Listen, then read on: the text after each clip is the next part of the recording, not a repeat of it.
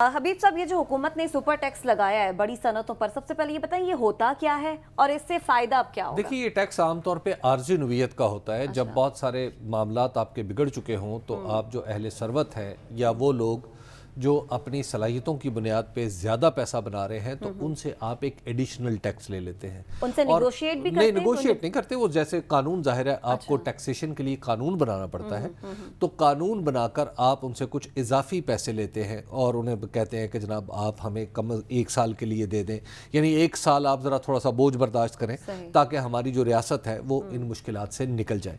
लेकिन प्रॉब्लम यह है कि क्या ये मईशत इस बात की मुतहम्मिल हो सकती है? देखिए, अभी तो जितने अहले सरवत हैं वो चलिए ये बात बर्दाश्त कर सकते हैं कि हम जनाब चलिए एडिशनल टैक्स दे सकते हैं, लेकिन सवाल यहाँ पे पैदा होता है कि क्या आइंदा साल भी यही करेंगे हम और उसके बाद में आने वाले सालों में भी यही करेंगे? क्या हमने काम नहीं करना? क्या हमने अपने लोगों को सिखाना नहीं है?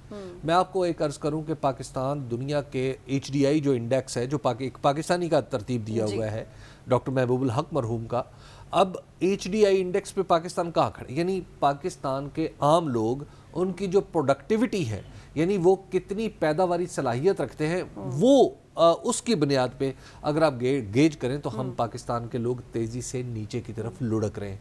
हमारा तालीमी निज़ाम, हमारा लोगों की जो फ़नी नोयत का काम सिखाना है, उनको हुनर सिखाना है, हमारे बिजनेसेस, देखिए ये हम एक सीरियस मसले में गिरफ्तार हैं। ये जो IMF की तरफ से अभी हो गया मसला और आ गया और चला गया, ये मसले का हल नहीं, ये महज आर्जी। अच्छा, इसका कोई फायदा होगा अवाम को? देखिए, आर्जी तौर पे तो रिलीफ यही है कि आप दिवालिया नहीं हो रहे।